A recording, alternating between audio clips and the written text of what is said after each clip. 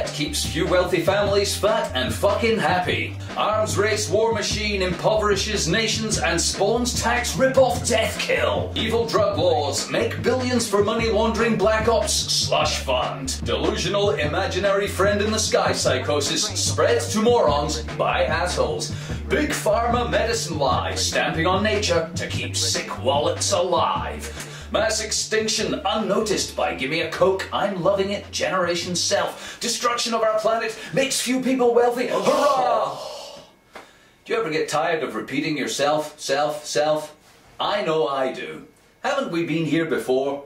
Isn't it the case that everyone watching this video has electricity and an internet connection? Probably food, water, and a nice shelter. Yummy, yummy. So, what have we got to complain about? We're not fucked. It's those other people who are fucked. The ones who don't live in our 21st century bubble of decadence. Those people receiving the attention of the Department of Sand Nigger Bombing. Or, as we say in the UK, the Ministry of Sand Nigger Bombing. Those people whose lives are spent supporting our needs so we can watch Oprah, X Factor and American Idol while we complain about the cost of gas. No, we're not fucked.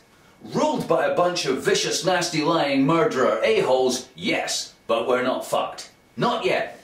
Or are we? The FKN NEWZ would like to hear from you by video Skype or video response on YouTube. What are the big fucking problems? What can we do about it, if anything? And who gives a fuck anyway? Check it out.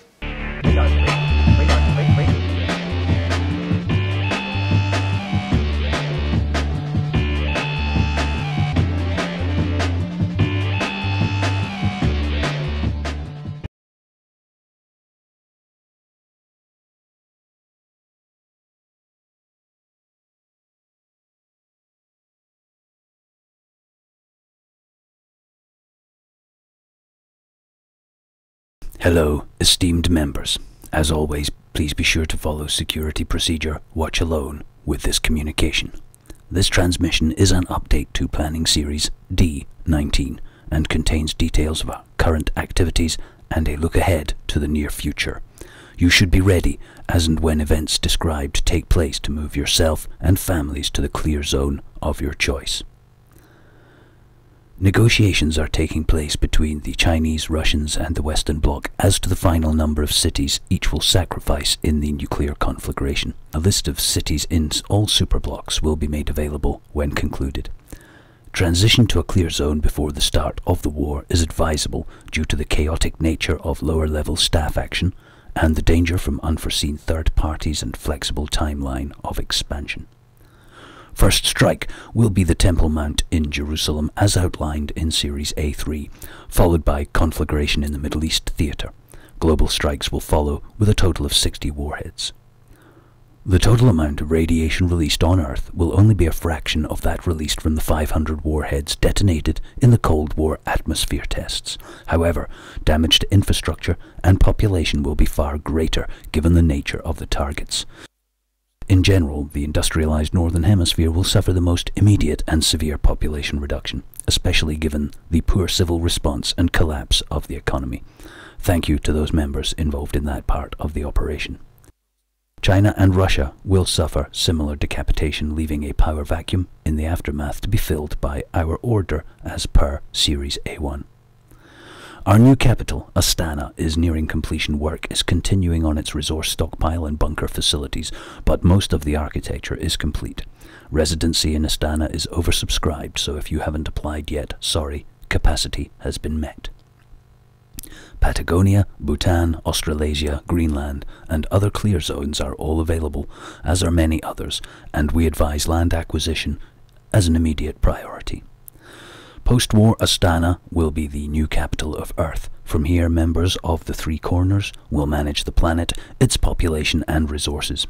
Initially, this will entail further reduction in livestock numbers by natural wastage, famine creation, and survival stress.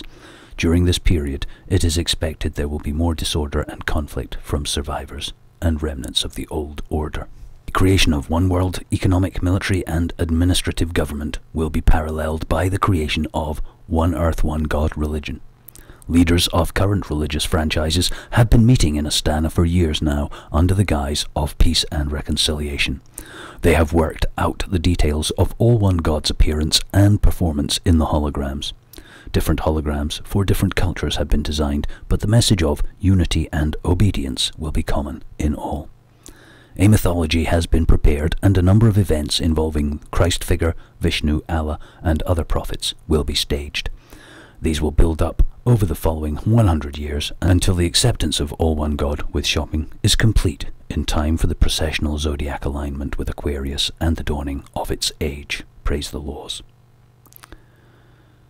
Indigenous and ethnic populations around the world who are currently beyond our media and commercial reach will in large part be left alone. Central Africa, large parts of South America, Siberia, Mongolia, etc. are to become reservations of ancient humanity. These populations will self-limit themselves by virtue of harsh climate and subsistence existence. With a smaller global population to manage in the modern world, it will be possible to exploit the natural resources in their areas without disrupting their lives. Psychologists have raised the issue of sympathy and asked us to remind you that the survival of our biosphere is paramount. It will be difficult to stay our hand during the coming adjustment. You may be tempted to try and save non-members or warn certain groups about the coming events. Do not, repeat, do not do this. Let me remind you that those who do not see the need for contraction, those bovine masses who were happy to consume and destroy as long as they fared well, who mindlessly obeyed and did not stand against the excesses of the energy age, have failed the Darwinian test of survival. We shall never again support the lives of so many, never again allow so many humans to destroy the earth only for comfort and excess. A global armed police force dealing with local squabbles, civil strife and dissent will present a united face to our order and give survivors confidence in authority. Officers will be judge, jury and executioner of justice, thus streamlining the world's legal system and lowering investment in custody. That ends this communication. Stand by to move or act soon, and remember, no sympathy, no warning, no regrets.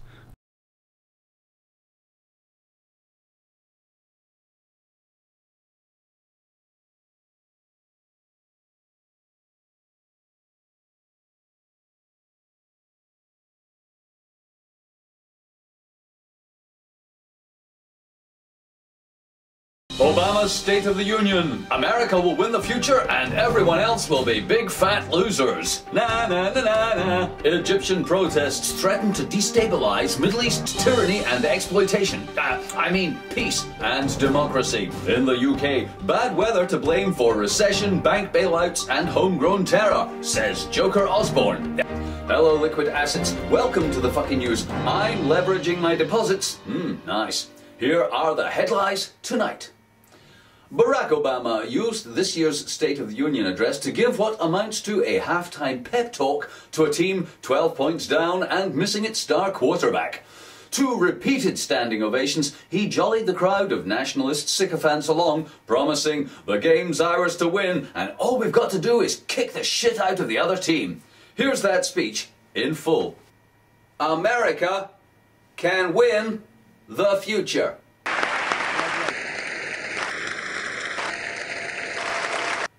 The other nations on Earth are losers, and they will choke on our exhaust as we burn, baby, burn.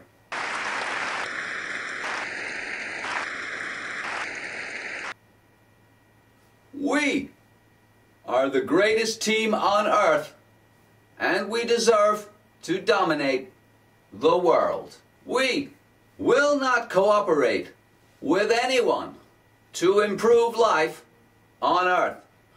And only Americans and America is important. We will not share anything with anyone. We'll take all we can get and keep it for ourselves. America can and should have it all forever because God is on our side and He said we're His chosen people and we can go Hawaiian on everybody else's ass.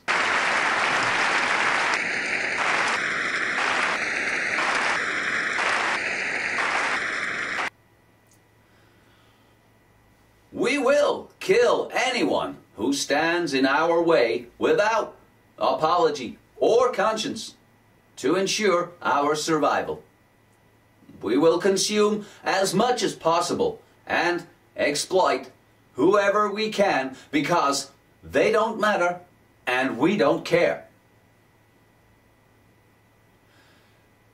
People of America, I know it's been hard, but the future is ours to win. A future where once again we can max out our credit cards. A future where your basic need for shelter will burden you with a lifetime of debt. A shiny future of booming financial services, debt, increased employment opportunity, slavery, and improved national security, arms trade profits. Demi-rats and reptilians stand together here today, united by the American dream. We may have differences about which shirt or tie to wear. We may not agree on how we exploit the world's resources for our benefit, but we are united in the belief that we should, and that they should be used to make a few very wealthy people even richer. The American dream is to wipe out the indigenous people of this continent, take their land for ourselves, and use its resources to become the world's strongest military, spreading the destructive tenets of consumerism around the world until everyone has a Coke, a fat ass, and a huge debt to the banks. It's a big dream, because in America, we do big things while we're sleeping. The State of the Union is strong because of the sleeping people of America, dreaming that big dream. So, God bless the people of America, and God bless the United Rape of America. Thank you.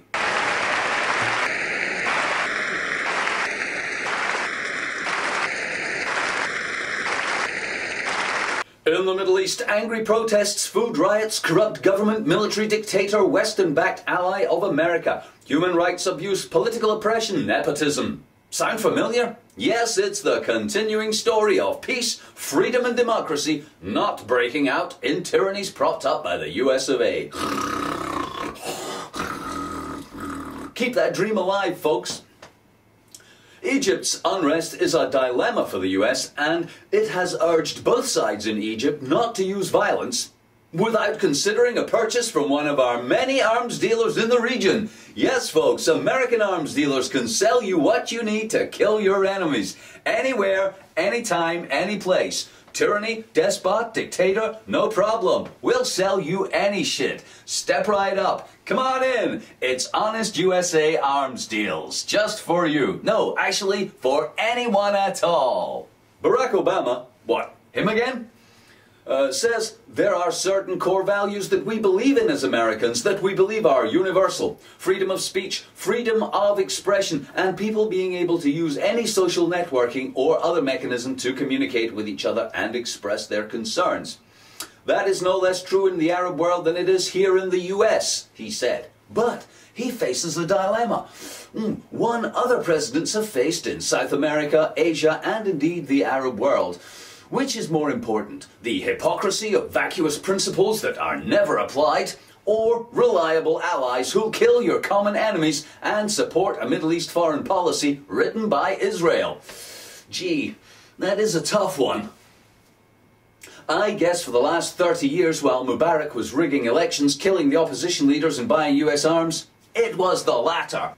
Egypt is important for the US. It's the guardian of the still critical Suez Canal and is the most populous country in the region. It gets $1.5 billion in aid from the US every year, the same as Israel. Since that historic Camp David peace accord, which went something like this. So we're agreed. Egypt gets as much money as Israel and does what we say. Okay.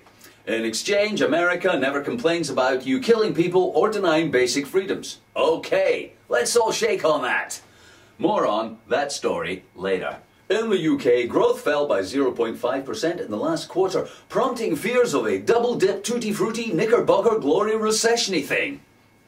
The Chancellor of the Exchequer, Joker Osborne, claimed that the falling growth was the result of bad weather in December and that sunny weather would improve the economy soon by drying out people's money, making it easier to count. This is great news from a towering economic genius who, until the coalition came to power, had never had more financial responsibility than spending his wages. He went on not to say the bank bailout was caused by strong winds, inflation was made worse by falling leaves, and terrorism was caused by cloudy skies and drizzle. Opposition leaders were unanimous in ridiculing his claims, saying that they would have come up with far more credible explanations for the recession, such as migrating wildebeest, repeats on television, a lack of royal wedding fever, and too many sunspots and the melting cheese on your Big Mac. Thanks. And now the weather. The planet's fucked, it's getting worse, and it's your fault. Have a nice weekend.